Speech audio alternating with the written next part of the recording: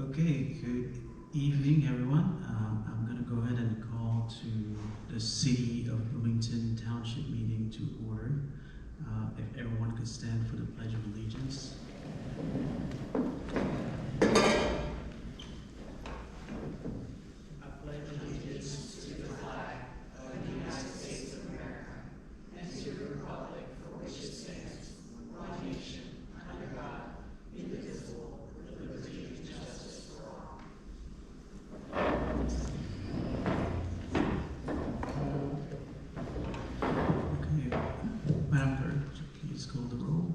Trustee Kearns. Present. Trustee Bolin. Here. Trustee Motney. Here. Trustee Dannenberger. Here. Trustee Becker. Here. Trustee Hendricks. Present. Trustee Ward. Here. Trustee Crumpler. Here. Trustee Milliwambley. Present. I usually say here. I say present. Next item on the agenda is public comment. Madam Clerk, do we have public comment? We received no public comment. Okay, thank you. And next we're moving on to the consent agenda, and I understand we have a scrivener's error that we would like to... Yes, so for the minutes that are on 5A, we accidentally left out Trustee Ward's attendance. She was there for the June 26, 23 meeting. So it was a scrivener's error. We've updated the minutes, and if approved, we'll execute them accordingly. Okay, sounds good. Thank you. Is there a motion to approve the consent agenda as presented with the scrivener's error corrected? Second. Okay. So moved by Trustee Ward and second by Trustee Hendricks. Madam Clerk, would you please call the roll? Trustee Kearns. Yes. Trustee Bolin. Yes. Trustee Motney. Yes. Trustee Dannenberger. Yes. Trustee Becker. Yes. Trustee Hendricks. Yes. Trustee Ward. Aye. Trustee Crumpler. Yes. Trustee Milliwambley. Yes. Next, we're going to move to regular session. Item 6A, proposed fiscal year 2024 budget amendment as requested by the Township Supervisor. And I'm going to turn it over to Township Supervisor Skilwood for initial remarks, if any. I'm not sure if anybody has any questions about it. The memo indicates we received quite an increase in revenue, and that was both in the general town and the general assistance funds, and that's because of moving to Illinois funds. So that was a nice part of being able to get the equipment increase for furniture that's needed in our office. Is there a motion or question? I'll make a motion to approve. Okay, motion. I'll second. Okay, motion by Trustee Bolin, second by Trustee Crumpler. Madam Clerk?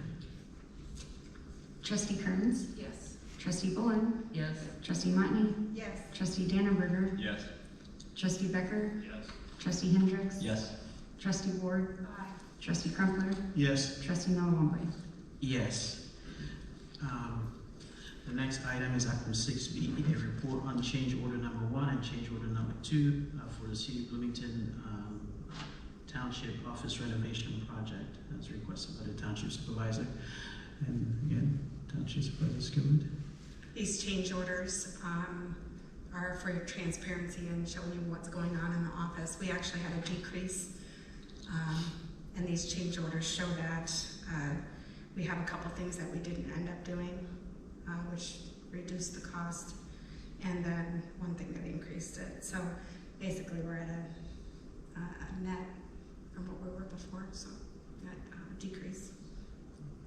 Any question, trustees? No? Okay, is there a motion? I'll make a motion to approve. Sorry to interrupt. This is actually just for communication only. So Oh, no, sorry. I saved you the vote. Oh, yeah, right, okay, sorry, did not see that. Okay, never mind. Then we're gonna move on to item 7, which is reports by elected officials. And we're gonna start with Township Supervisor Skilwood. Township's seen a lot of increase in number of people coming through. That's definitely because LIHEAP has no money. The moratorium had been lifted over the summer, and so we're seeing a huge uptick in the number of people that apply. We still have the issue of the individuals, the applicants following through with the requirements of documentation.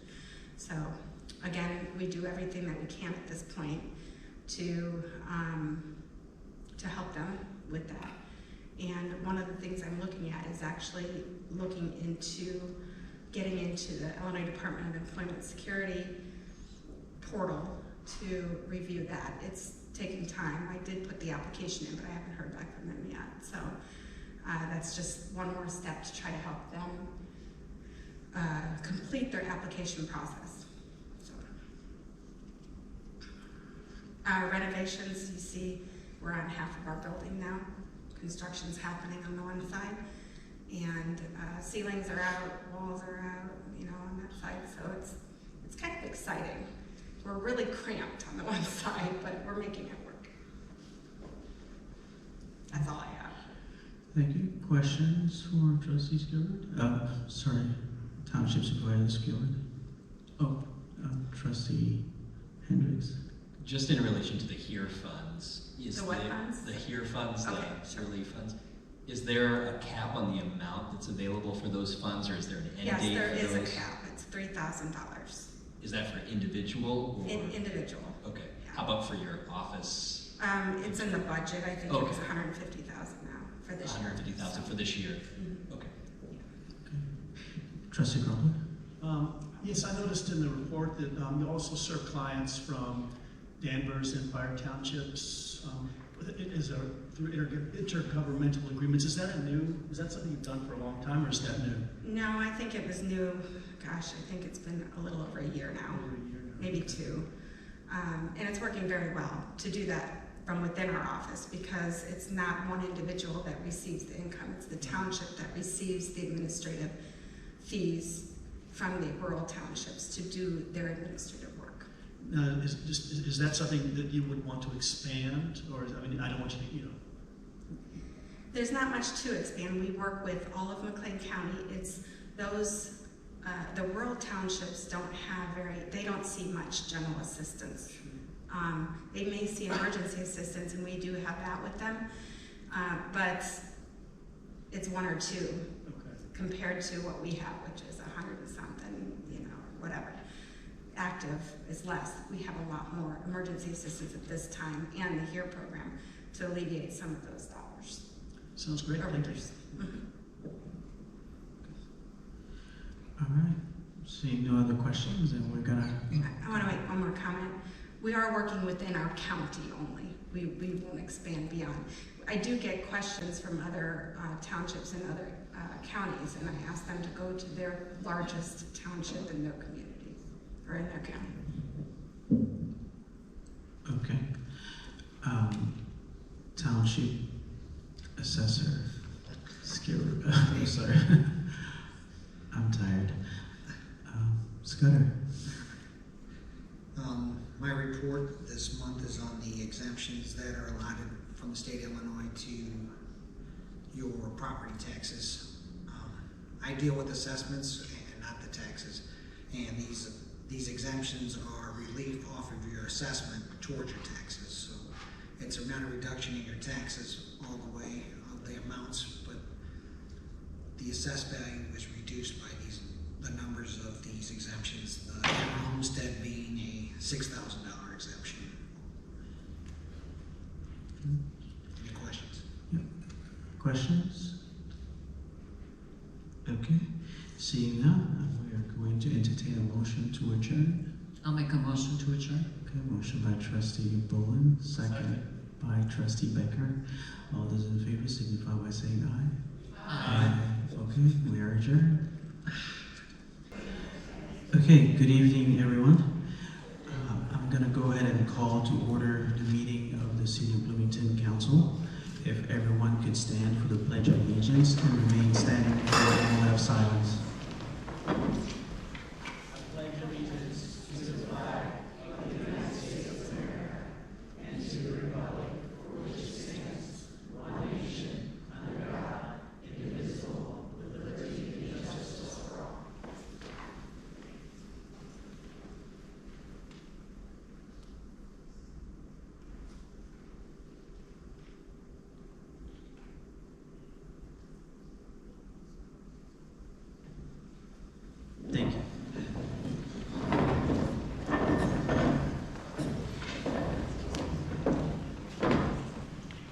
Oh, Madam Clerk switched places, so I was looking in the wrong direction. I saw Jeff. So, Madam Clerk, could you please call the roll? Councilmember Kearns. Here. Councilmember Boland. Here. Councilmember Motney. Here. Councilmember Dannenberger. Here. Councilmember Becker. Here. Councilmember Hendricks. Here. Councilmember Ward. Here. Councilmember Crumpler. Here. Mayor Millawamble. Here. I'm going to move on to recognitions and appointments, and before we do recognitions, I wanted to call to everyone's attention that we are currently visiting with our sister city delegation from Asahikawa in Japan. It has been a wonderful visit, really a great group of individuals, and we visited. We met yesterday for the first official meeting and exchange of gifts at the Marriott, and then we had a dinner in the evening, and then this morning they had a number of different activities, including a community lunch at Miller Park. They visited City Hall this afternoon, so thank you, Leslie, for providing a tour of the hub. And this afternoon they also visited the arena, and they are, interestingly, we didn't know this at the time, but there are discussions ongoing in their community about building an arena. So this made definitely the visit timely for them, and just a sharing of information, of experiences, lessons learned about all of that. And again, in the spirit of friendship, they provided, they gave gifts from their council, which I understand they have 34 council members. Asahikawa is a much bigger city of about 340,000 residents, and they gave the council members gifts, a couple of scarves that represent the zoo, basically, of Asahikawa. So another similarity that we have with them. So very interesting similarities. And their zoo is actually considered one of the biggest in Japan. So a wonderful attraction for people there. So I don't know if maybe one of the council members wanted to showcase their scarf. Yes, there you go. Yes, yes.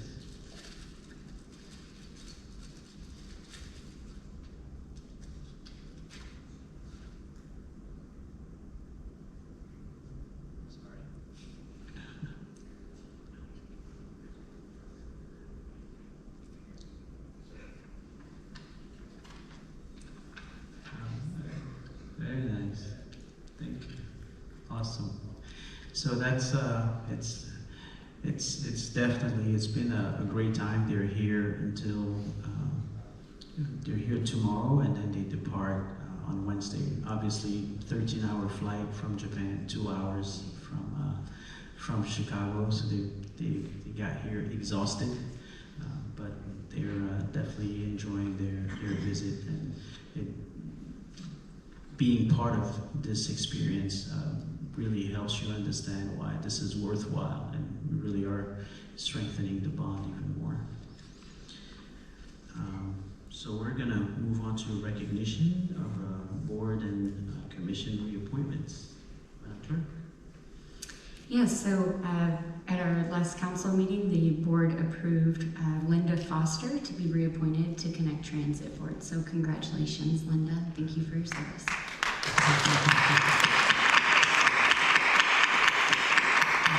Congratulations, Linda, and as the ever so the servant, she's taking pictures of others instead of herself.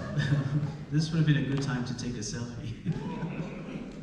But thank you, we definitely appreciate your work on the board, and we, it's been wonderful to have you there, and Connect Transit is moving in the right direction, and we definitely thank you for assisting with that.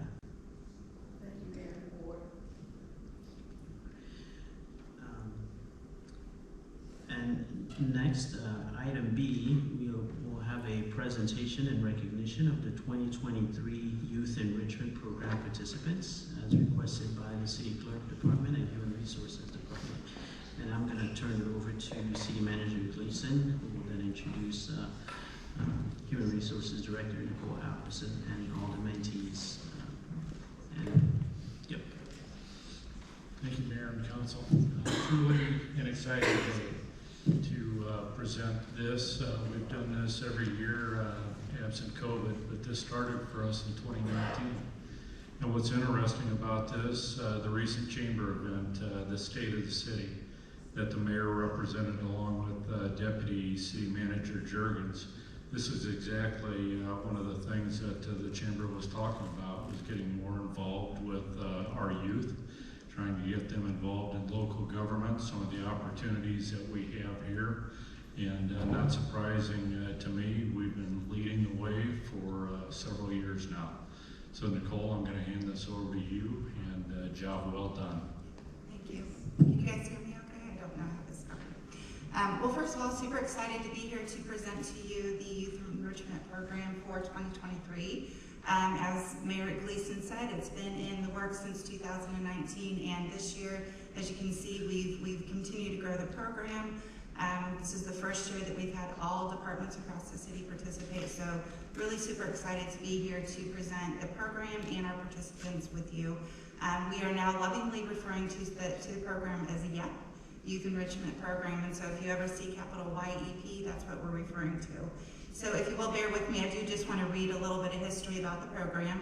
The Youth Enrichment Program started in 2019 to support a partnership between youth and local government in the city of Bloomington. Students ages 15 to 22 are matched with a mentor in one of the city's departments to learn skills in civic engagement, office etiquette, and collaboration.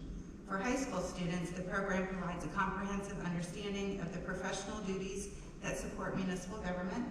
For the college students, the program creates an authentic channel through which young adults can explore their interests, future career paths, and strengths. All participants, and I think you're going to hear this from them tonight, gained a sense of responsibility for the city's well-being, which, as you just heard, is essential to local government whose future depends on today's youth. So really excited to bring them to you today. I do want to take a moment to recognize any mentors we have in the audience. I know some of our city employees volunteer to be mentors to the mentees, so if we do have anybody in the audience, if you can just stand, be recognized, we would appreciate it.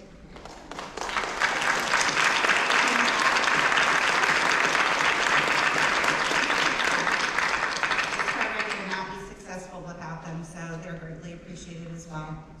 I do want to give a special shout out to our HR intern, so not a member of the program, but one of our ISU interns who really collaborated and worked a lot behind the scenes to make sure this program was a success. Today was Public Safety Day. She was out there from like 6 a.m. to 5, so I said, you don't have to come to the meeting, I'll mention your name, it's all good. Also wanted to recognize Emily Ogler, who is responsible for this presentation, is also a mentee in the program that really pulled it together, and appreciate all of her hard work. And then of course our, Jenny Smith, our city recruiter, who also was not able to be here tonight, but she did a lot of the behind the scenes coordination as well. Okay, so for our presentation, each member of the program put a slide together, and when you see your slide come up to the microphone. If you're nervous, just get all the books out, it's all good. And you can read off your slide if you want, but I would just encourage you to speak from your heart, because these are our leaders, right? And they need to hear from you what you learned from the program. All right, so we can go ahead and get started. Phil, please.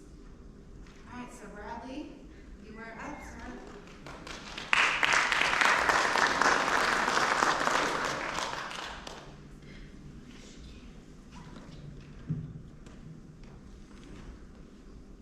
If it is to be, it is up to me, as I am responsible for my own destiny. Greetings and salutations. My name is Mr. Bradley Ross Jackson, and this year I worked in the Economic Community Development Department, or ECD.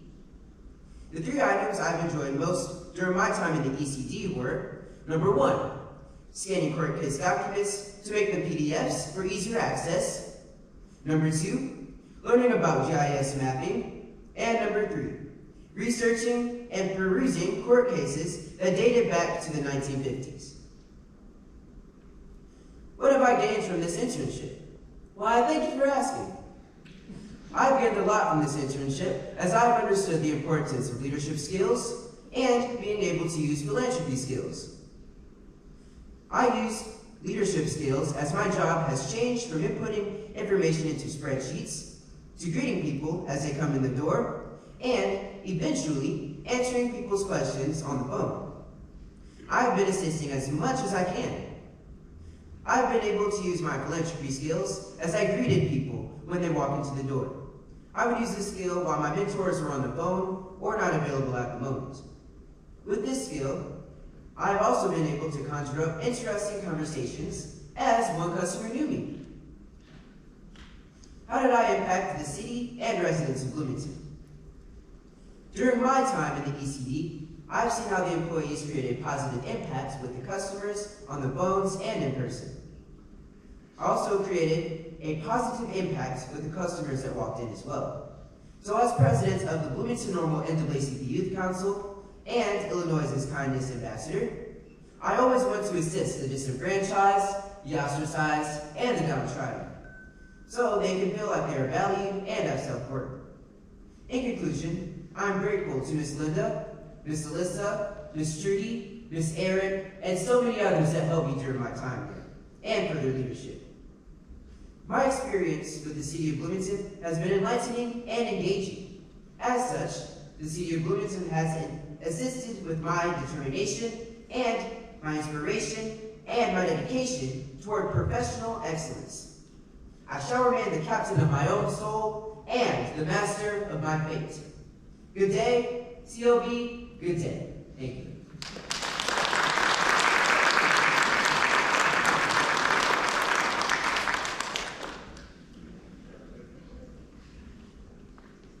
Hello, my name is Emily Oler, and I've been working with the City Clerk Department. I've had a lot of great experience in the City Clerk Department, and also I had a great experience putting this presentation together for all of you. In the City Clerk Department, I've learned a lot of different things. I've learned how different computer programs function and how they work. I spent a lot of time in Munis and researching businesses. I've learned how different departments work together, such as when the city clerk has gone over to the police department and we have given them, they have to take an oath, and Addie does a great job of making those oaths, but I've gotten to see that, which was a really cool experience. And my mentor is Ashley Lara, and she is the records and licensing specialist, and I've gotten to just see how like the different types of licenses and what goes into getting a license, whether that's a liquor license, a video gaming license, or any other of those types of licenses. I've also gained a lot of communication skills. I have to talk on the phone, which is kind of scary for me. I wasn't expecting to talk on the phone at all, but it's definitely taught me a lot of communication, especially when those business owners are older than I am. I've impacted the residents and community of Bloomington I've typed minutes from liquor commission meetings, and I've attended those. Again, I've answered phone calls to business owners and like other people that want to be transferred to the city manager or stuff like that. And I also sent reminders to businesses when their insurance expires for their liquor license, which is, I'm a good fit for this because I'm 21. But I've had a great time in the city clerk department, and right now I'm in college as an elementary education major, but this has taught me a lot of skills that I can bring with me to education. So, thank you.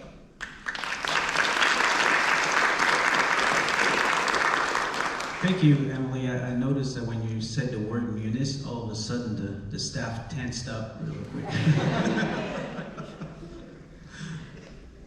Hi, my name is Anusha Nadkarni. I was part of the city clerk department too, working with Amanda, who's the deputy city clerk, because you guys probably already know this, because she does like everything and she's Superwoman. But while I was here, I learned a lot about how local government operates. I did not know that the city clerk and city manager were the only required positions. Thank you, Leslie. And the importance of all of the departments and working together to make one agenda item happen. Like peak was a personal nightmare, so I don't know how you guys do that every day. And also finally how different computer programs function. My generation is really big on G Suite, so Office 365 was not the most fun thing I've ever done, but it was good to learn. Peak and then PDFA, which the K drive is almost out of storage. Because of all the PDFAs that we've been doing for the past few months. And then in terms of impact, we drafted city council and cow agenda, so like that memo that was just read, Emily and I wrote that.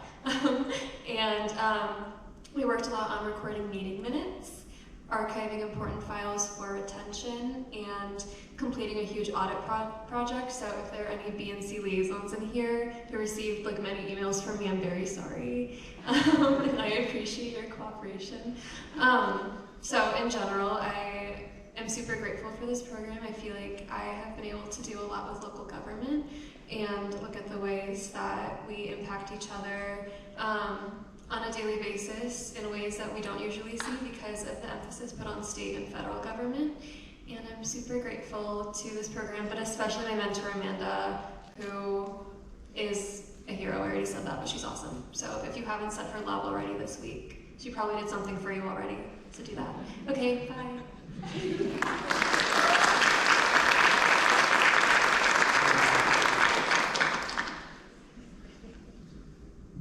So my name is Chenzo. I'm the city clerk, and I've learned a lot of stuff this past few months. I've learned some discipline. I have had a different point of view from my first ever job, I guess, and I've also learned what each department works with. So I've also impacted the community by sorting some oaths. Never knew how to do that before. Also sorted some FOIAs, and then sorted some PDFAs, and I renamed them. So I had a lot of fun these past few months, and I hope to get more job experience. So yeah, thank you.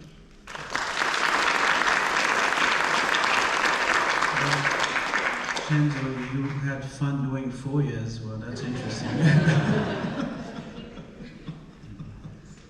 Yep, you're a keeper. You get all the FOIAs from now on. Hi everyone, I'm Miles Mans. I'm an intern for the fire department. And first, I would like to thank the NAACP for giving me the opportunity to work with the fire department. I've learned teamwork, leadership, and filing. So what I mean by teamwork is if you don't work together, you can fail at the fire department. Leadership, as in there's certain positions like the captain, the chief, deputy chief, stuff like that. And filing is just pretty simple. I just scan documents, shred them, stuff like that.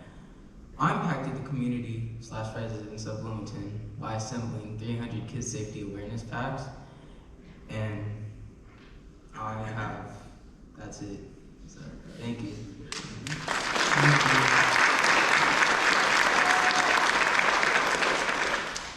So we're gonna hire you for the fire department too.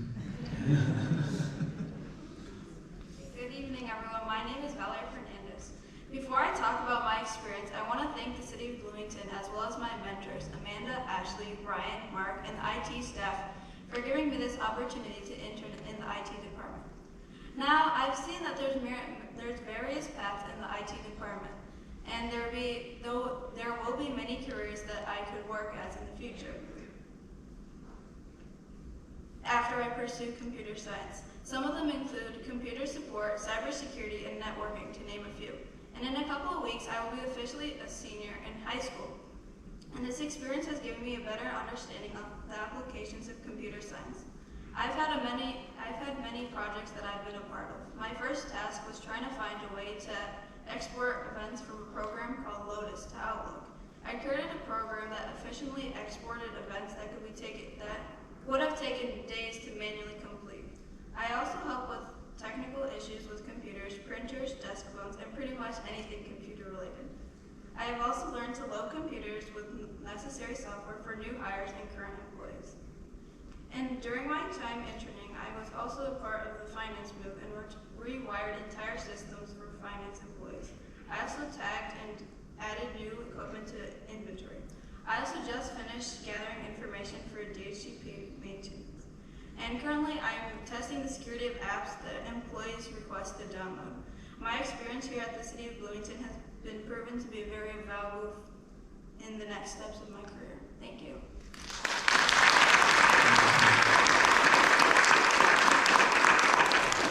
I had no idea Lotus still existed. Hello, my name is Terrence Shields and I work for Parks and Rec. So I teach little kids how to play T-ball. They're hard-headed and funny. I also work at the slide attendant at Holiday Pool. That's fun. But what I've learned from this job is how to interact with kids and have fun with the little kids. How different age groups act. I never knew they would act like this. What I impacted the community and residents of Bloomington by helping children learn the basics of fundamentals equal. Thank you.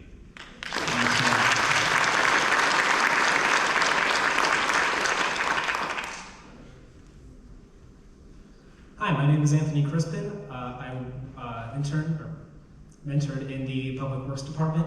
I'm an urban planning major, and I signed up for Public Works assuming that it's parallel to urban planning, but in a lot of ways it's perpendicular.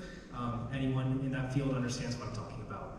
Now, what I mostly did in the program was, doing inspections, helping people file paperwork, very office things, very things in the public work. You get how it is.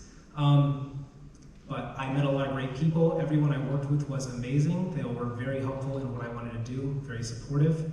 And I impacted the City of Bloomington residents by, well, let me put it like this. Why I want to do planning and public works and things like that is I only have 80 years on this planet, and in my opinion, the way to impact people's lives, substantially, materially, is by, everyday quality of life, standard of living improvements, things of that nature. So getting to see up close and personal how that all works, the systems in place of which that happens, was very beneficial to me. I think this will be very helpful. And speaking about the program in general, I highly encourage this program to be even more funded, more invested in, because these are the kind of opportunities that our generation needs to get up in the world. We live in a much more competitive environment these days. There's a lot more, what's the word I want to use? I had this in my head ahead of time, I apologize. We need the mobility in today's world. My story has just started, and I'm happy to announce that I am just getting started. This is not going to be the end of my public works career, and my generation is just getting started, so I do appreciate the council and the city and everyone that helped in this program for opening those doors to the people involved. Thank you.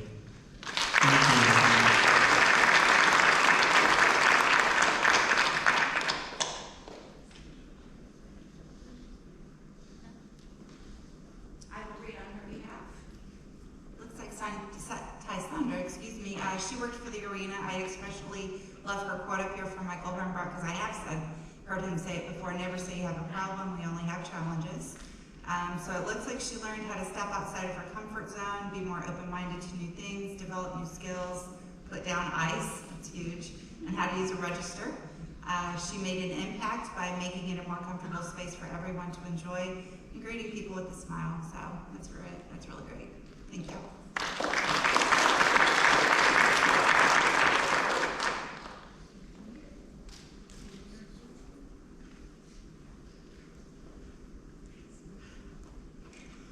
Hello, I'm Eric Greenwood, and I work for the Eye Center. so. I learned in a working environment that it is important that your team is dedicated, kind, and open-minded to others that are just coming in. I also learned how to multitask. Even if I wasn't working the register, I had to listen to what the people wanted. Whether it was getting a cappuccino or a drink out the refrigerator, I had to be always listening. And again, how to be a great listener. I impacted the residents or city of Bloomington by talking to the children from the Little Jewels about their time on the ice, how excited they were and wishing they had more time. I gave my full attention to the customers, whether they had an attitude or were happy, or in general just putting a smile on people's face during the Jehovah's Witness conference, whether it was telling a joke or just being there. But that's all I have.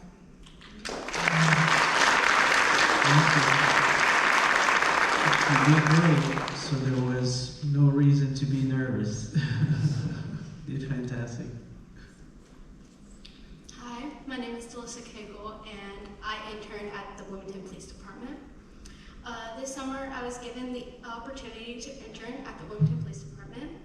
My internship was with Sergeant Bowers, and through this internship, he had taught me what it's like to be an officer, but not just an officer in uniform, but outside of the uniform.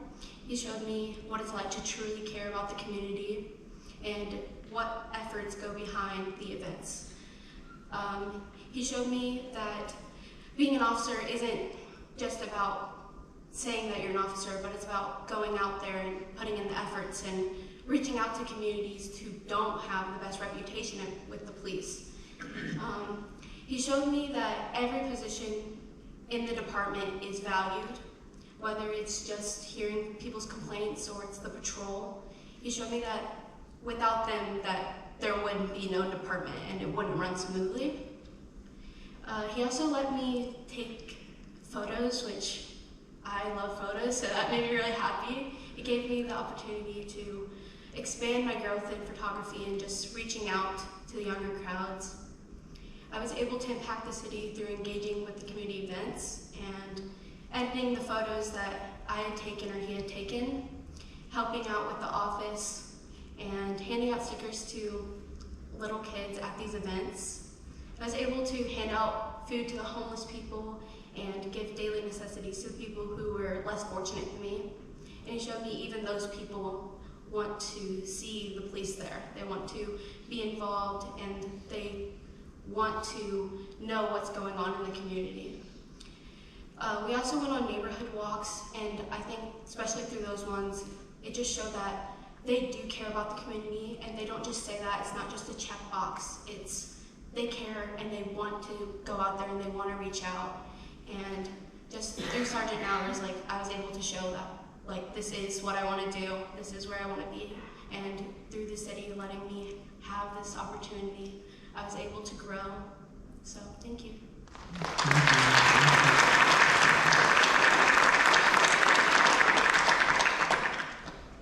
Hello, I'm Nick Sykes. I've been working with HR. Now, I was working on this spreadsheet for the longest time, ever since like the first day. One of the things I was doing was this spreadsheet compiling the list of every high school in Illinois, Michigan, Wisconsin, Iowa, Indiana, and I think there's one I'm forgetting, but I can't remember. And that taught me that, like, that sheer euphoria of finally finishing it just like a week ago taught me that you may not like long tasks when they're given to you, but it is so worth it for just the feeling of finally getting that done. And I learned that it takes a lot of effort just to do these kinds of things. Now, actually, I helped out with not only that spreadsheet, but also I hung out with the First Star Academy kids during 2 tours to help them figure out what they want to do. I met this actual kid that was also named Nick, who is an artist just like myself, and it was nice to befriend him. And yeah, I just overall helped the city run smoothly and efficiently. And I will probably be applying next summer as well, because I've had a great time here.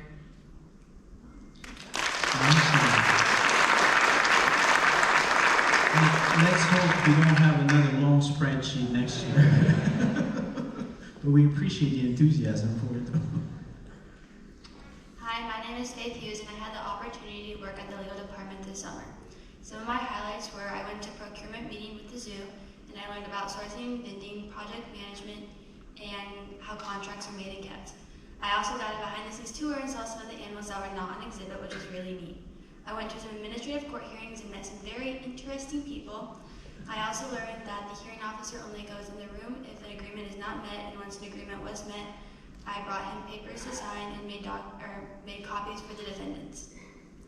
I went to a building board of appeals, and I learned how important knowing the code is and how people will try to manipulate it to fit what they desire. I also learned about accessibility in the workforce, and that is something that I believe is really important.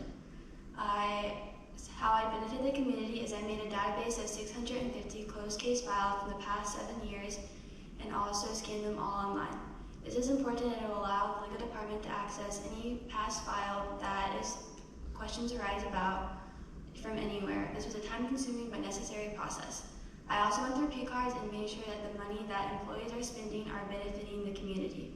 I had a lot of firsts in this experience: first food day, first picnic, first baby shower, first fire alarm, thankfully everyone was okay, and first fun and supportive work environment. Thank you so much for this experience.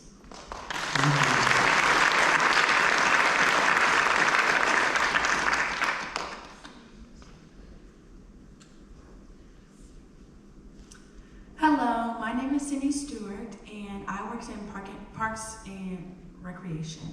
So during my time as a camp counselor, I've had the opportunity to work with a great group of people, the children included, and through this experience, I've sharpened my leadership skills.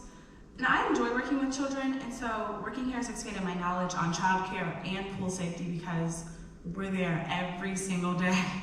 And how I've impacted the city and the residents is I've been able to provide exceptional childcare to residents in the city who work during the day. So we work together to make sure the kids have a fun and enjoyable summer. Thank you. The new pool is opening next summer, so we hope to see you there. Hello, my name is Davin Gary, and I work for the finance department this summer.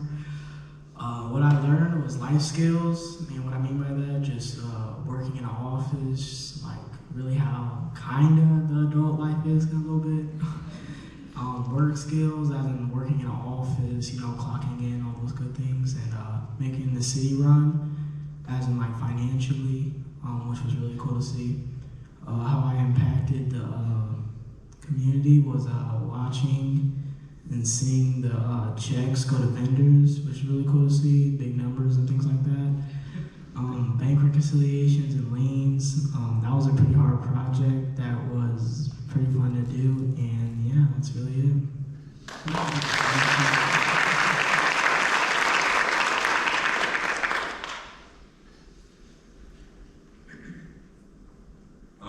Hi, I'm Alex Austin. I work with the zoo in Parks and Rec, and I learned how to be in a workspace involving food, involving money, social skills, and work skills. I impacted the residents in the city of Bloomington by serving people food, helping people navigate around the zoo, and making snow cones for kids and families visiting the zoo. Thank you.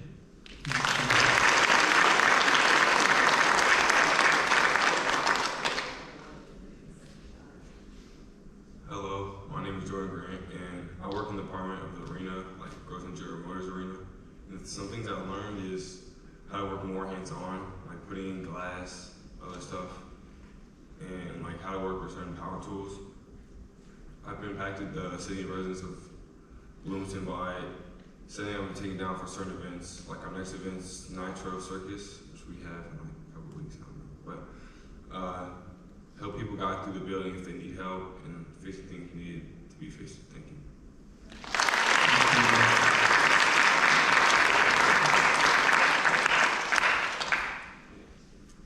So just one last slide. This was today, Public Safety Day. Emily captured some photos, and so I do want to give a shout out to our fire and police departments because it was a full day for them as well. So I do really want to thank them for that. So You know, showed them what it was like in the day of a life of a firefighter paramedic, showed them what it was like in the day of a life of an officer, and just all the different things that they've experienced in those different departments. And so that is a newer development for this program that we're going to continue to build upon. But thank you for your time. This was so great to hear all of their individual stories, so I hope you take something from it. Yeah, thank you. Thank you. I just want to take just a couple of seconds just to say thank you to all the participants. I'm glad that you had a great experience. I find that these programs are good for young people because it really gives you an insight into the workplace, but it also gives you an insight into what you might be good at, what you don't like. In my work at the university, at Illinois State University, it's not unusual to find students in their freshman, sophomore, or even junior year change majors because they're not sure. They haven't had these kinds of experiences. And so when they get there, they're not sure what they're going to do. So theoretical knowledge is very different from practical. So people can be really good at something in class, but in practical terms, it's something that they might not always like and make a career out of it. So I think this is it's a great opportunity for you, and I'm glad that you've taken advantage of it and are willing to come back despite the long spreadsheets and the FOIAs and everything. And also want to thank the staff, those who served as mentors. I know that teaching young people, particularly in a very busy environment, can be very difficult. So I think it takes a special person to really devote the time to be able to do that and yet remain effective in the other things that we expect you to do. So I want to thank you for your dedication and commitment to these young people.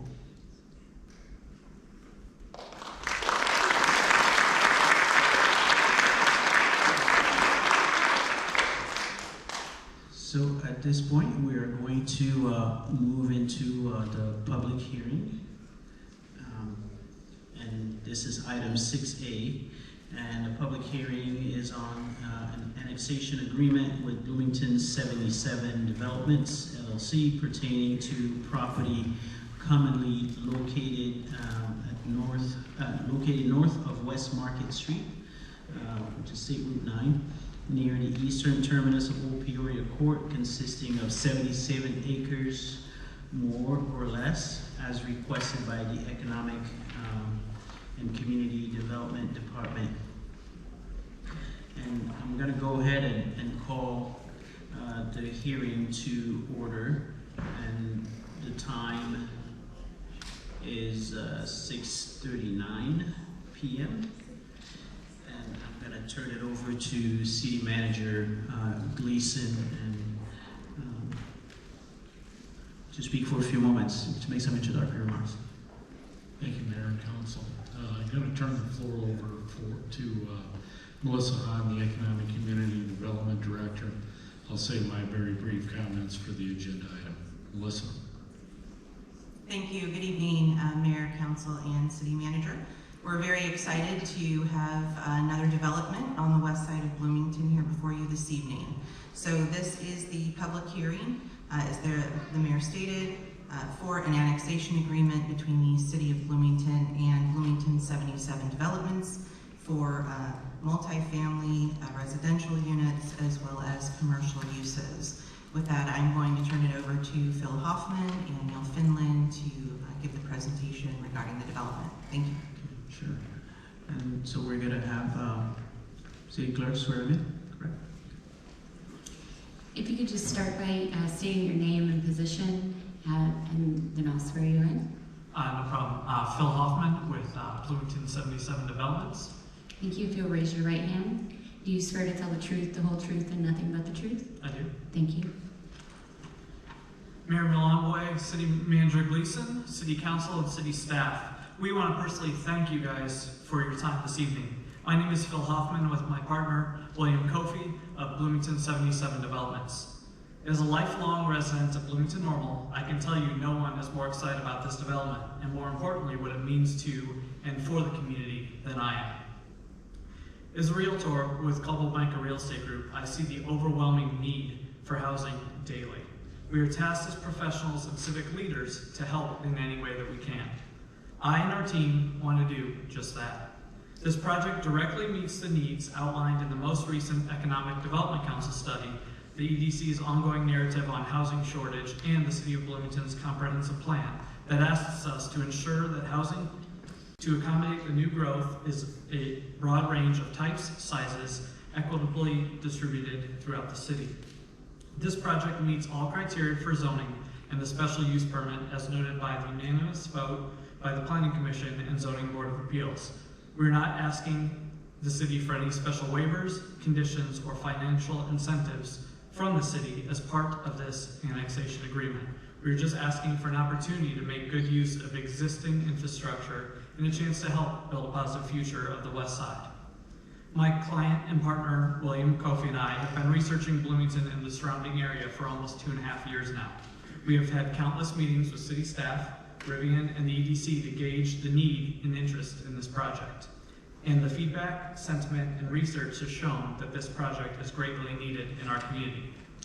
With that knowledge, we are planning for approximately 790 housing units, consisting of a mix of 1, 2, and 3 bedroom apartments and 3 and 4 bedroom townhomes, along with plans for 3 30,000 square foot commercial areas.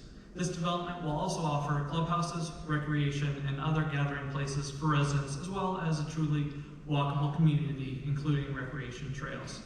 Our team has been in contact with Connect Transit to build dialogue regarding service to the development, as well as Rivian to help with the transit issues that both our community and the employers in our area are facing. We truly are striving to make this development focused on the workforce that the community is so desperately needing. As you're considering this annexation, I simply ask you, why not? In front of you, you have a developer and his team that see great potential and great need in our community.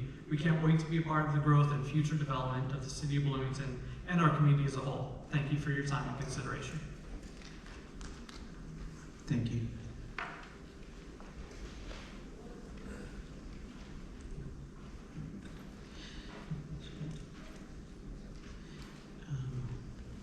Questions? Is that the last person to present? Okay, thank you. So now at this time, we didn't have anybody register in advance of the meeting to testify at the public hearing, but if anybody would like to speak and testify, please come forward now.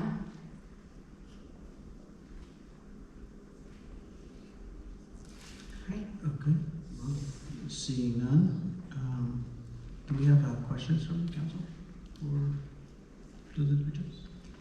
Yeah, if council had questions of Mr. Hoffman, you could ask them now, and you could also reserve your comments for the regular item on the agenda. Okay, well, seeing none, I think we are going to go ahead and close the public hearing. And council will be provided with an opportunity for discussion during the regular agenda item presentation. And I guess the time is 6:45 for closing the public hearing.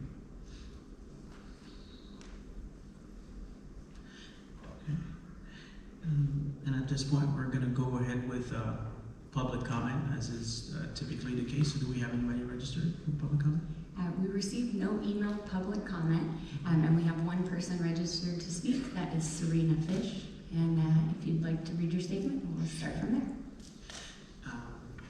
Public comment is an opportunity for speakers to provide their views and feedback to the City Council. It is also an opportunity for the City Council to listen and hear diverse points of view. To maximize the impact of public comment and show respect for the expression of all views, speakers should maintain civility and focus on city issues. Speakers must identify themselves for the record, but are not required to give their address.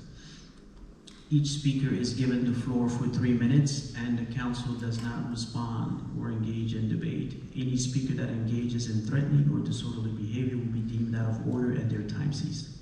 Serena. Thank you. I'm Serena Fish. I live in Ward 6, across the street from Ward 1. I'm head of Westside Neighbors. Our last meeting that we had, we were concentrating on getting information about residents, buildings in our neighborhood that we felt needed some intervention or help. I'm here to say thank you very much. I'm not sure who was totally responsible for it, but one of the things was the old Pantograph building and the homeless encampment that had grown back there. And someone put up a fence around most of it and moved those people out. As an update, I'm letting you know 3 of the people that were living back there are now living in the doorway on the Madison side of, Madison Street. Yeah, 2 bikes, a bunch of luggage, and 2 to 3 people. But we really thank you for getting that up and getting that encampment out. Also, another one of the buildings that we had brought up was on West Front Street, and that was between the police department and city, was also rectified. So we're concentrating one by one in our area, trying to help. Do you need help to update or those buildings? Also, thank you. What was it, 2 meetings ago? You passed one of our other buildings on the list, was there on Morris and what is that, Jefferson? The one that was the fire. Anyway, that you did pass where they're going to take it down. I think it was $90-some thousand.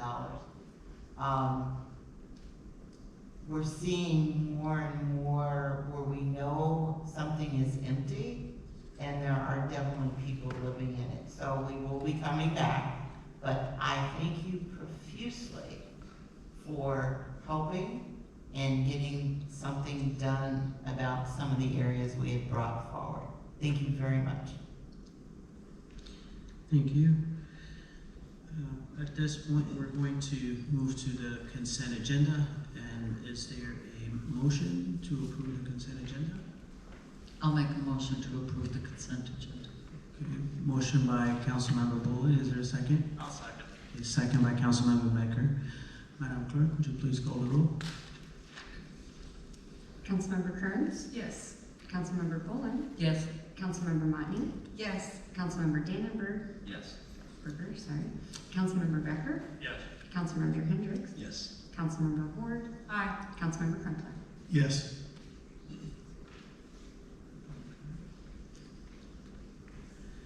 Thank you. The item passes. No needs to announce. And then item 9A on the regular agenda is consideration and action on a resolution authorizing an annexation agreement with Bloomington 77 developments pertaining to property commonly located north of West Market Street, State Route 9, near the eastern terminus of Old Peoria Court, consisting of 77 acres, more or less, as requested by the Economic and Community Development. And before I turn it over to City Manager Gleason, I just kind of wanted to make some brief remarks. And first, I want to thank the staff for bringing us this item to consider. And as was stated earlier, realize that these items can take many, many months of work, and what we see culminate here in just 20 minutes sometimes of presentation, discussion has taken a long time to get here. So definitely want to thank the staff for that. And I know we've heard from many in the community, even as recently as last Thursday at the State of of the city with the Chamber of Commerce about the lack of housing availability and its impact on recruitment and retention on the workforce, particularly with regards to the costs that people bear in terms of rental and purchases. So while we don't know exactly what the price points of these units will be, but I believe more units available will definitely assist the community in applying downward pressure on prices and make it a little bit more affordable for people in the community. So I think I will stop there, and I'm going to turn it over to City Manager Gleason for some remarks. Thank you, Mayor and Council, and to the community. Thank you to the developers. This is sort of the first public-facing step in this process, but there have been many, many steps behind the scenes. And a lot of credit goes to the entire city staff getting us to this point, but definitely to Melissa Hahn and her team.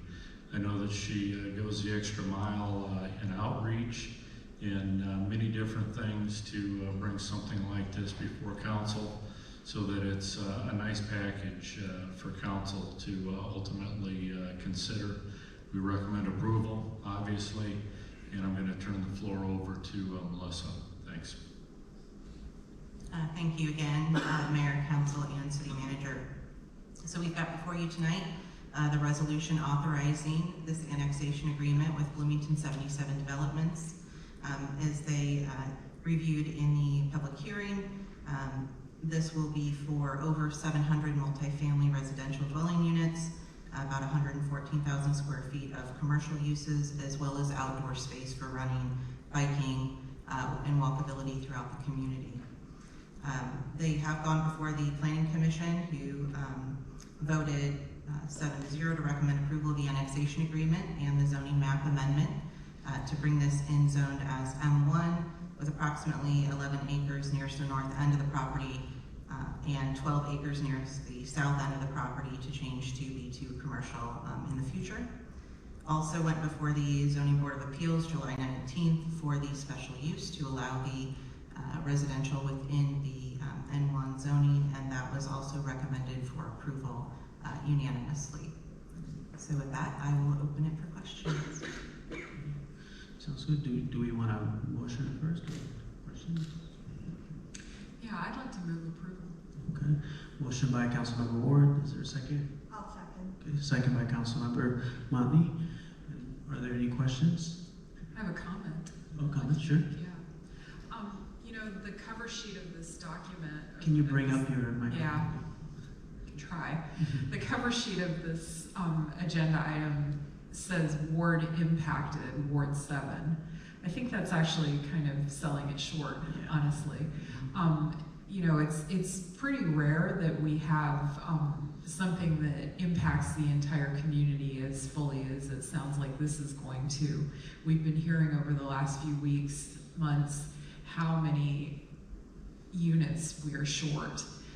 7,000, 8,000, something like that units. And this project alone represents 10% of that number. And so I think actually it's an impact on not only Bloomington, not only Normal, the entire area. So that's why I'm moving approval. Thank you. Councilmember Crumbly. Thank you, Mayor. I'm excited about this project and certainly see it as a benefit to the Bloomington housing market. You know, and I really appreciated that the developer studied the area for almost 3 years. That shows me not only their purposefulness, but the earnestness in which they're undertaking this project. And as I said, I plan to support it. You know, it's a really large undertaking, and I wonder if this developer has completed other projects similar in scope in the last few years, either in Bloomington or in central Illinois, and if they might be able to highlight any of these for us this evening.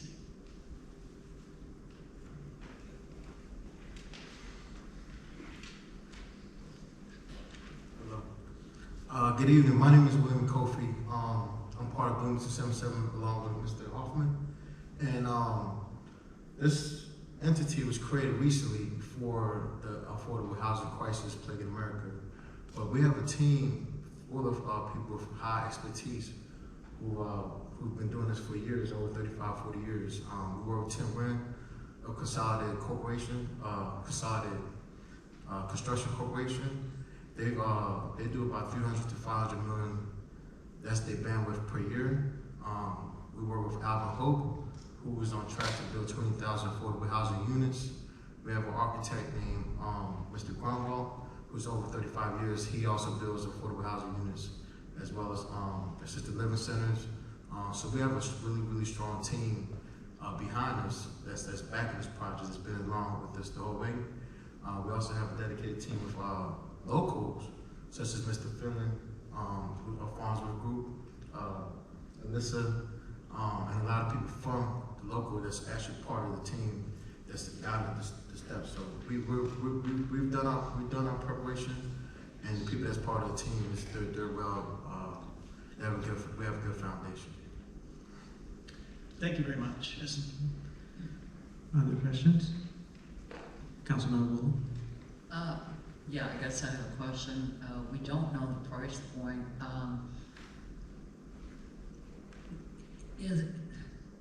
What I view as the major need is the missing middle. Maybe I'm wrong, I'm not a realtor, but I would hope that this project would address the median income worker rather than, six-figure income.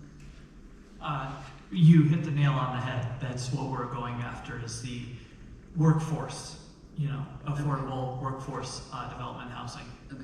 Yes. Well, that's good to hear. And I just wanted for the public to know, there's a neighborhood in Ward 2, Danbury Court, which is actually a mixture of market value apartments, and then they also offer Section 8, so that there's actually affordable housing mixed into that community that can benefit. They have a dog park, they have a clubhouse, they have a pool. So similar to yours. Correct, and you both hit that square on with. That's what we spent all this time to do our research to know that the need is. And me professionally, sidebar, knows that you're right. That's the forgotten middle, the missing middle. It's a great term. Yep. Okay. The only concern that I have, other than the question that Mr. Crumpler or Alderman Crumpler asked, is that I am not a fan of adding infrastructure, which is going to be required with annexation. I know that you are going to be paying for putting in the infrastructure, but over the long run, the city will have to maintain it. And to be honest, we're having trouble maintaining what we have with the allocated funding. So, that is my concern. I just wanted to share that. Neil Finley with the Farnsworth Group, and it's a great question, and I think I've got an answer in that regard. Much of the infrastructure is in place. There's a 15-inch diameter sanitary sewer that's already on site, and it's to the site and it's adjacent to the site. What this project does, is repay some of that investment that has been made. 15-inch diameter sanitary is very large. Easily accomplishes handling this loading. And then in that area as well is a 16-inch diameter water main along Market Street.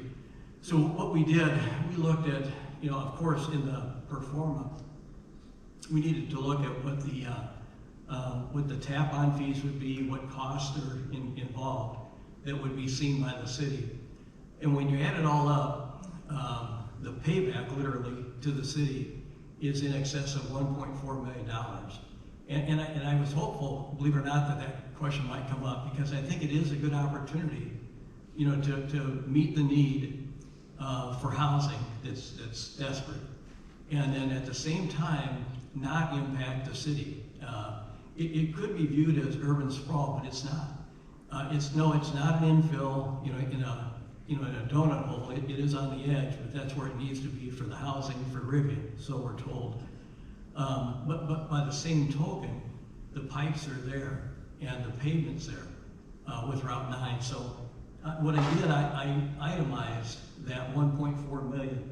And for that sanitary sewer investment that's already been made, this project repays over its life $422,000. For the water main, it is similar in cost. Parks would see fees of some $446,000. Inspection fees for the project, for the 2% that's necessary is just short of $250,000. And then there's annexation fees that are $235,000. So it's really a partnership because the pipes are there, the pavement's there, and those kind of things. So it's a good question, but in this case, luckily the money's been spent, and then I think this is the way to be repaid. Thank you for that. I did read in the packet the costs and everything. What I'm saying is that we will be adding infrastructure. You mentioned the underground, that's going to be done, the developer's going to pay for that, but once it's handed over to the city will be responsible for maintaining it for the next 50 years or however long that development stays there. So that is always my concern. Any strong town supporter should understand where I'm coming from, but I'll leave it at that. Thank you. Thank you. Thank you. Okay, I'm not seeing any other questions, so, and we had a motion already on the table, so Clerk, would you please call the roll? We do, so just so everybody's on the same page, motioner was Ward and the seconder was Monty. Yes. Councilmember Kearns? Yes. Councilmember Bolin? No. Councilmember Motney? Yes. Councilmember Dannenberger? Yes. Councilmember Becker? Yes. Councilmember Hendricks? Yes. Councilmember Ward? Aye. Councilmember Crumpler? Yes. Okay, so the item passes. There's one nay, to else? Yes, Councilmember Bolin.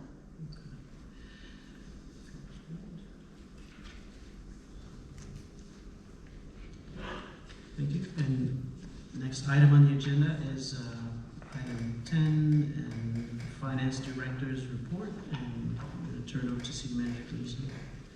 Thank you, Mayor. Council, to the community. Finance Director's Report. We are 3 months, almost 3 months out beyond the close FY23. And then tonight in the Finance Director's Report, we're going to be wrapping, closing the book on 23. And then this time next month, we'll start talking about the first quarter ending FY24. Scott? Thank you, City Manager, Mayor, Council. That was a perfect lead-in. This is the third presentation for fiscal year-end 23. The audit is still ongoing. It won't be completely wrapped up until September, but we're going to move into FY24 next month. We'll be doing a final closeout on 23 with the audit report in late October or November.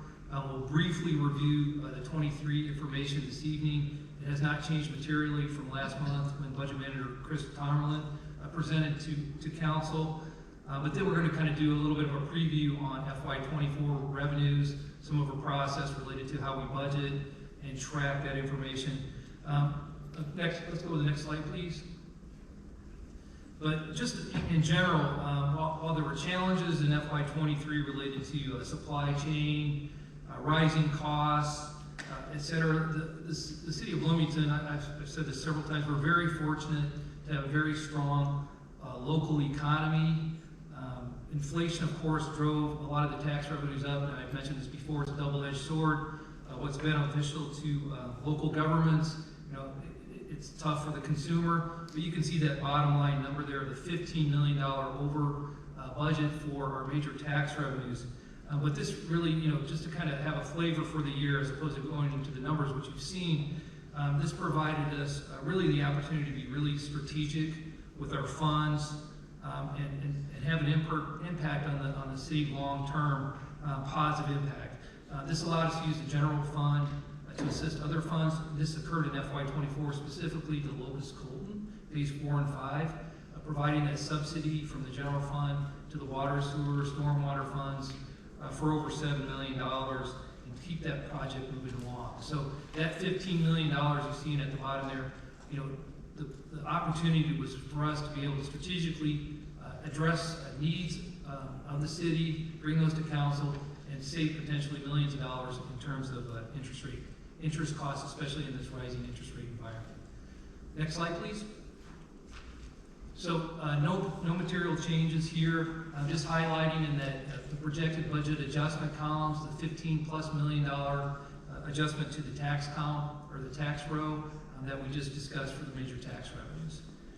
Like I said, we're going to roll through these pretty quickly. Next slide, please. The general fund expenditures. Highlighting here that bottom line number last month, it was 42 million. It's a little under 42 right now. We're still having some adjustments go through. But you can see those itemizations there where we're talking about the use of the $59 million ending reserves for the general fund, how we put those to use. Part of it's ARPA, so that was targeted all along, but that subsidy for Locust Colton that I was just referencing, very strategic use of those reserves, literally saving the other enterprise funds of the city millions and millions of dollars related to interest costs by using these reserves for that purpose. For this slide, I wanted to kind of get into the details a little bit as far as like how the slide is set up. The year-to-date actual column, you can see it's $117.9 million total expenditures. But then looking down, we have encumbrances, those are POs, those are commitments that have been approved by council related to purchases, projects, et cetera, of $4 million. Those numbers are included in the projected year-end column at the far right. So if you added the $117.9 million plus the $4 million, you're at the $122 million in total expenditures. We have to manually add those in. Those are not year-to-date actual numbers, but that's how we kind of lay out this slide. But again, $42 million projected FY24. We're looking at $59 million general fund reserves for FY23. Reiterating, very fortunate, the city of Bloomington, very strong local economy. Yes, there's been an impact from inflation, but we are fortunate with the employers and the activity, such as we've heard tonight, occurring within the city. Next slide, please. And then the enterprise funds. No material changes here. I believe Chris Tomerlin sort of reviewed the year-to-date gain loss. You can see in sewer and storm, we have positive year-to-date activity of 2.5 million, 2.2 million. But when you look down, you can see that the budgeted use, or the budgeted capital projects was 4.8 for sewer and 2.6. The Locust Colton project was both 4 and 5 was budgeted in FY23. It got bumped out to 24. So those funds were not used. That's why we're ending the year, with positive numbers in those categories. Next slide, please. So moving on to FY24. Those numbers that we just went through for FY23 did not change material from last year, so I wanted to just kind of roll through those. FY24, there's a lag in revenues, and that's one of the reasons we do that year-end, that April review 3 months in a row. Sales tax, we don't receive sales taxes from the state until 3 months after the retail sales occur. We do a lot of review as far as like historical seasonality when we do our budgeting, so that major tax revenue exhibit that during the year when we show the year-to-date budget, it's just not a straight line for most categories. We're using seasonality to come up with a year-to-date budget number, and that's what I want to highlight for you tonight. Some of the kind of the sausage making behind how we budget these revenues, and then where we are for the first couple of months here. So next slide, please. So home rule sales tax. So what is home rule? Home rule is 2.5% for the city of Bloomington. So the entire sales tax structure for the city of Bloomington is 8.75%. So that's 5% state tax. There's 0.25% county. City is 1%. So that's the 6.25% kind of core state tax that's across the board for the entire state. And then the city has adopted a 2.5% home rule sales tax. So you can see on the left side there that we have $28.5 million budgeted in total for home rule sales tax for the year. Last year's budget was $27.8 million. So we took that up somewhat. But you can also see the variability within the months. Throughout the year, the biggest peak, shown in January, is really related to the holiday season. and the Christmas time purchasing and things of that nature. We have information, Chris keeps his spreadsheets forever going back to 2005 with historical data. So we build that seasonality from month to month using some of that historical data. Historical data doesn't always provide a snapshot of the future. We have to take into account, what's happening in the economy. IML, I'll discuss that in a second. They come out with predictions for local government distributive fund, like for income tax and things of that nature. But it helps us kind of build in that month-to-month variability. You can see here state fee. I wanted to highlight that as well. That they are still charging us, all local governments 1.5% of total sales tax as kind of a processing fee. So that's $37,000 a month. So doing the math, you can see that's a material item that it's an unfunded mandate basically from the state that the city has to deal with. But year to year, so if you can look at the year-to-date actual, we only have 1 month. We're at 2.4 million, 2.442. Last year, 2.436. So it's essentially flat year to year. So we've had inflation, but the activity is pretty much staying very stable for the city. Next slide, please. So state sales tax. So this is the city's 1% share of that 6.25 base state tax. So same comments related to seasonality. We use the same worksheet related to that historical data going back to 2005. Looking down the left column, you can see that we have $18 million for state sales tax revenues budgeted and 16.5 for FY23. We took that up a little bit more. State sales tax, is more impacted from inflation in groceries, food costs and things of that nature. So that's why that went up. Year over year, you can see we were 1.612 million last year for the first month, and then year to date last year was 1.556. One thing I didn't highlight on home rule that I wanted to go through briefly, you're probably tired of me hearing saying this, but the delay in sales tax. So using an example, if a sale occurs in April, the retailer submits that to the state via their tax forms in May, the state tabulates it in June, and then they pay us in July. And then our revenue recognition says we can only recognize 2 months, so we don't put it back to the full 3 months prior, it just goes 2 months ago. So we kind of have a 1 month differential between the month we're showing. Those May revenues that we show are really for April sales. So it's a little funky, but that's one of the reasons we wait until we jump into the next year when we close out a fiscal year. Next slide, please. Income tax revenues. Getting out of my papers here. So there's been some press. The mayor was involved in what's called the Local Government Distributive Fund, LGDF. Basically, there's a percentage of corporate income tax and state income taxes that are put into a fund at the state level, and then the state distributes that to local governments based on a per capita basis. So that percentage of total taxes that gets put into the fund has been debated over the years. It was 10% many years ago, and now it's more down in the 6 to 7% range. But this is our allocation. Looking at the left column, we do have some seasonality here. This is dependent on tax payments by corporations and individuals, and this can kind of vary tremendously. So this is our best attempt. We did take this budget up by $1 million, and this is one category that IML, Illinois Municipal League, they do projections based on per capita, and we utilize those when we are doing our budget. We don't rely on them 100%, but they do offer us a good guideline. Looking at year over year, you can see that we're about 2.1 million, 2,069,885,000 there, and then last year we were right around $2 million. So it's really pretty static from year to year so far. Next slide, please. Food and beverage tax revenues.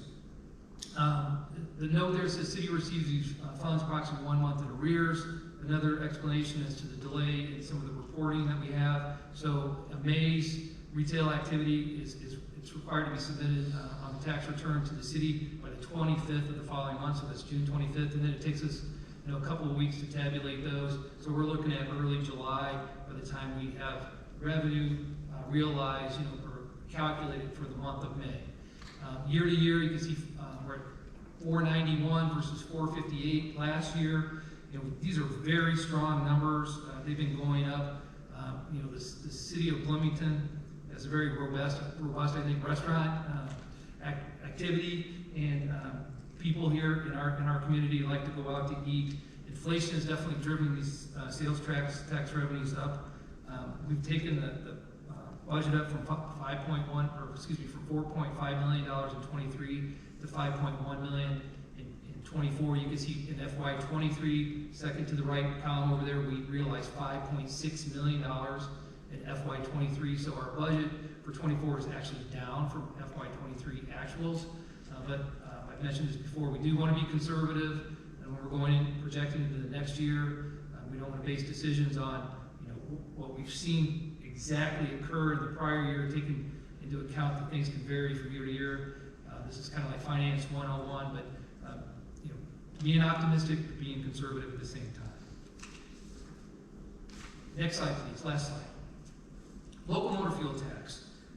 Same timing as far as tax revenues go from the gas stations in the community.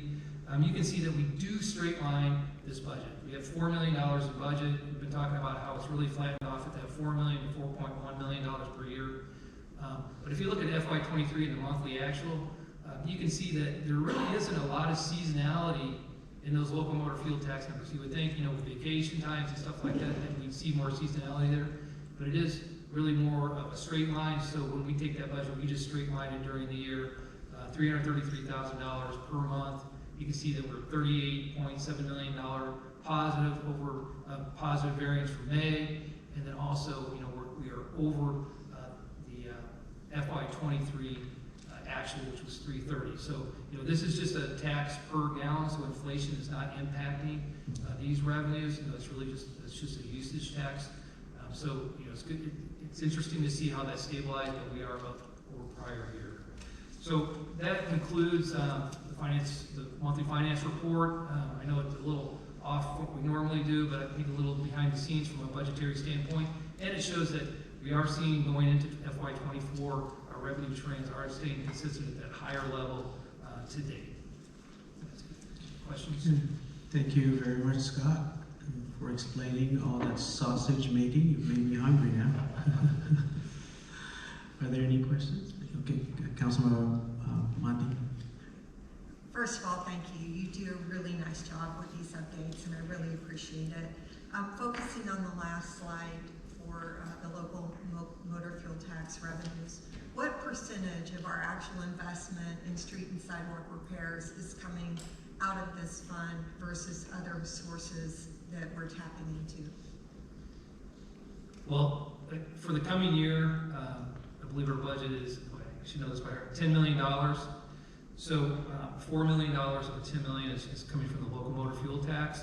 So the home rule, so I believe we're subsidizing $2 million from ARPA for FY24, and then going out to future years, we're going to be subsidizing the other $2 million with the general fund. That's the plan right now. So the rest is coming from the 10% of home rule sales tax.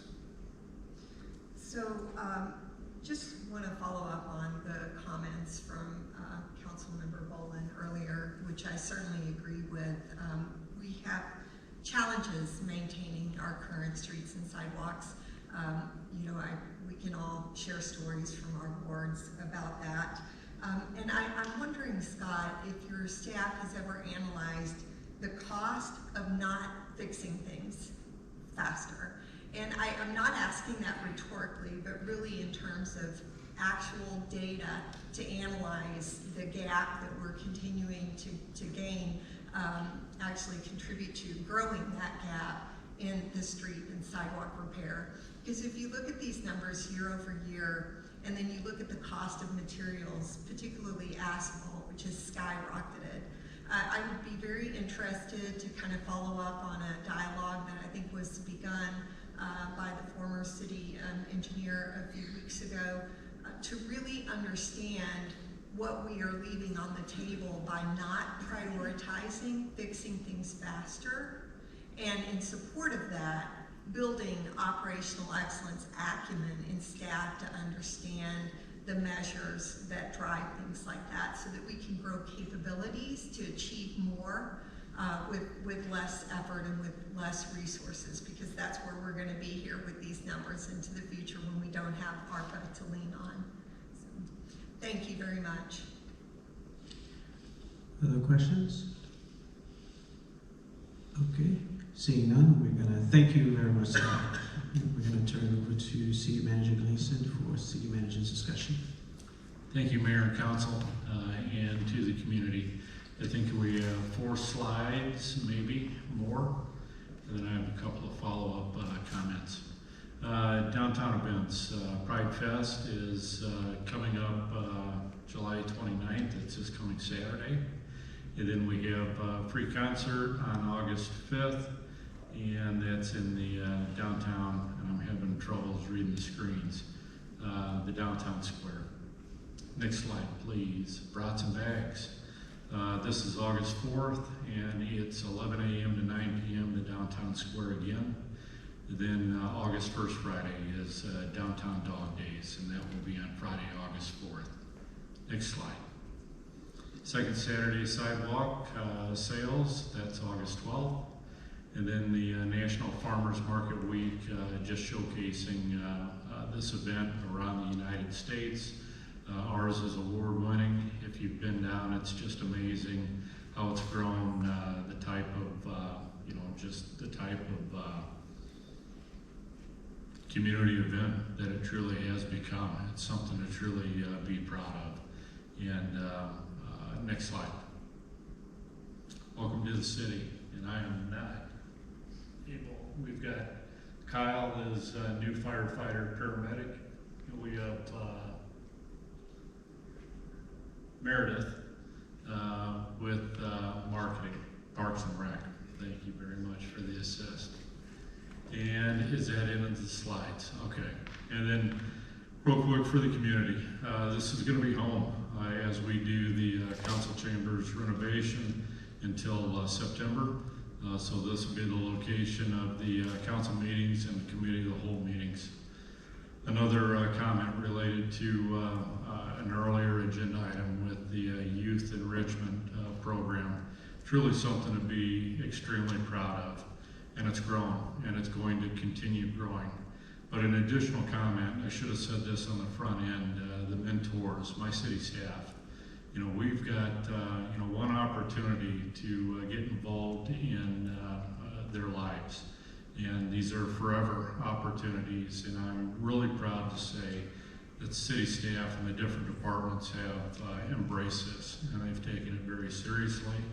You heard the comments that were made about the connections that were made with the mentor. So it's something that I'm extremely proud of, and again, very proud of the mentees, and thank you for being a part of this. Thank you, Mayor. Thank you, and I want to offer comments of my own. For one, I want to thank Councilmember and Mayor Pro Tem Donna Bolin for filling in for me a couple of weeks ago. That was very nice while I was away, so I definitely appreciate that. And I've had to call on you quite a few times these days to fill in for me, so I really appreciate your help with that. Also wanted to say, since I came back, things just really continued to just move at a rapid pace. So lots of events, lots of very exciting things happening in the community.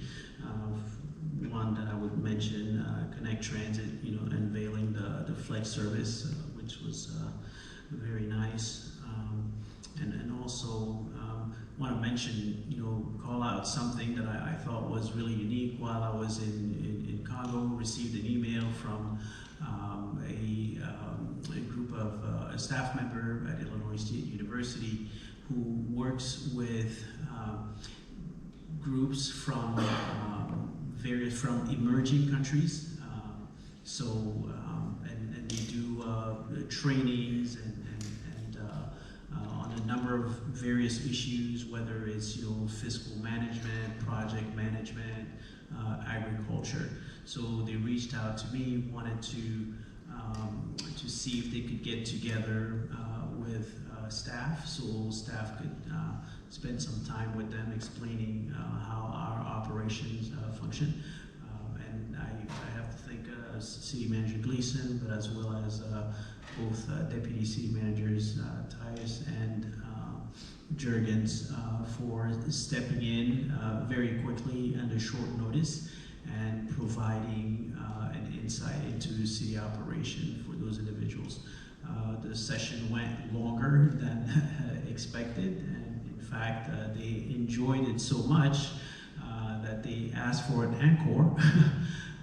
And I believe they are meeting on Wednesday to talk about project management, and the project manager for O'Neill Pool will be there as well. So this is, opening the possibility of greater collaboration with ISU, because I think our staff has a lot to offer, and many of those individuals were very excited. So there were 4 different, they came from 4 different countries: Haiti, Congo, and the Gambia, and Ghana.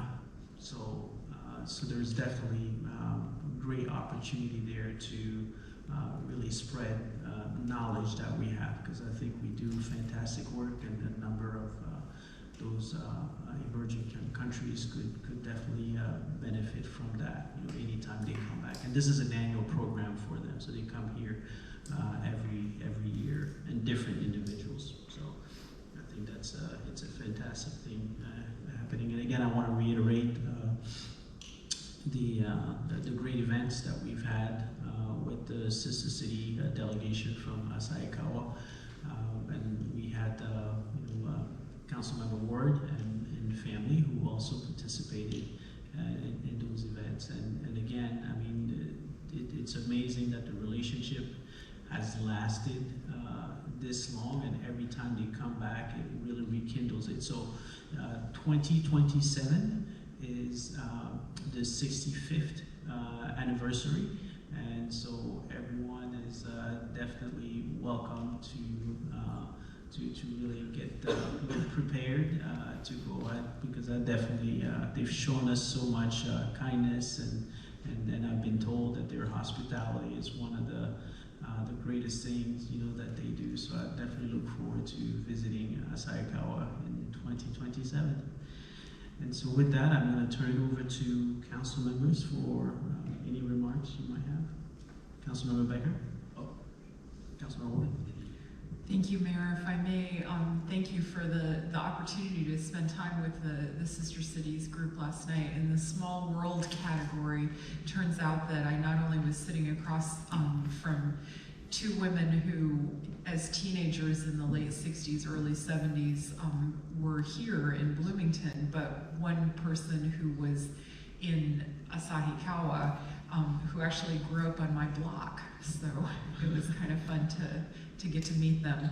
I also just wanted to give a shout out to the folks from Economic and Community Development, particularly those who have been working with the IDA funds and helping with the HRAP applications that came open in early May.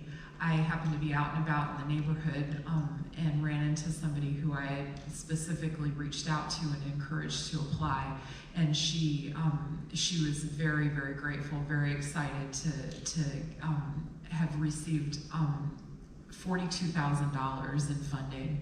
And she specifically was so grateful for the help of Catherine Dunlap and Tony Brown in their assistance in filling out the applications and sticking with it. And I don't know if there are still funds available, but she just really encouraged people to make use of those funds and to stick with the process, and found the department very, very helpful in terms of walking her through the process and actually helping to come up with more help than she ever expected.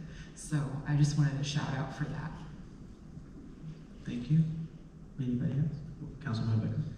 So as everybody may remember, I sit I'm the council's representative on the Criminal Justice Coordinating Council, and we did meet our quarterly meeting last Thursday, and I wanted to give a little summary of what was discussed. Judge Costigan decided to give a refresher to how that group was created, and so I'll give you that little one just in case everybody doesn't know. But in 2018, there was a spike seen in violence, specifically gun violence, and so that coordination council was created to try and bring all of the groups together from all the different police forces, parole, mental health, behavioral health, everybody together to try and combat this. And they got together with Dr. Frank Beck and the researchers at ISU to look at data, and they decided as part of that initiative that the best way to reduce the violence was to focus on a specific group, which was the emerging adult group, and that's from 18 to 26. And their goal was to prevent people that were coming through the juvenile justice system as multiple offenders from getting into the adult system. In the juvenile system, your goal is helpful, help them rehabilitate, get on the right path, where the adult system is more punitive. So they wanted to try and create programs and do things up front to keep people from going from the juvenile system to the adult system. They found some interesting things in that group, and they started by looking at people that went through multiple offenses as a juvenile but didn't make it in, and said, why didn't you make it in? What programs were helpful to you?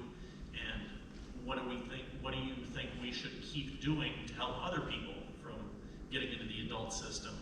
And it was very interesting, the things that they really said they needed when they offended as an adult or as a youth. They needed parental support, pushing them in the right direction to rebound from the mistakes. They needed more father involvement. They needed to be involved in extracurricular activities. They needed support at the schools, and they needed mental health support. So all of these things were given as ways to help drive this group of juvenile offenders into a more positive place. And the group is really pulling all the resources together to do that. And what they're seeing is a lot of success, because they are not seeing increases in crime in that mid-demographic, that 18 to 26. So what they're doing is working. They did also share some additional data about, what are some factors that show as, I don't want to say causal, but leading indicators or common indicators. And it was very, very simply lack of involvement of a father or two parents. Lack of involvement of parents in the child's life is a big factor, and also getting them involved in other activities as a youth was also very important to keep them out of trouble. None of this probably is a surprise to folks, but we did talk about that. One other thing that was interesting was the mention of a lot of kids that get into trouble. When they talk to them in counseling afterwards, they say that none had a long-term goal. They just didn't know that they should be setting goals and working towards them. Kind of like the kids that talked earlier tonight, they're learning about goals and looking forward to the future and what to expect. That is a big factor in helping these kids go in the right direction. So that's where the meeting generally went as far as the history. But then the question did come up about our recently passed committee, and they all acknowledged the parallels, and they said very clearly that they wanted to be involved with us. They offered, Judge Costigan and Frank both talked to me individually, but Will Scanlon, who runs it, he said if you need them to come talk to council and give input, give data, give anything, ask, we will be there. And if the people from the committee, once it's formed, want to come and sit in on these meetings, whether it's the executive meeting that happens monthly or the quarterly meeting, they said we need to bring it in. They even requested that we write into this group that we just want, as part of their charter, to collaborate together with the larger group so that we can all be working together. So I think there's good receptiveness from all the groups involved in the council, and they just asked that I bring that back to this group. So thank you. Anybody else? Councilor Moore? Yes, you took my thunder. Oh, sorry. Yeah, I do want to mention my appreciation for Connect Transit. It was a long journey. 7 years ago, bus service was taken away from Ward 2, and I have been a badger, to say the least, to advocate to get it returned.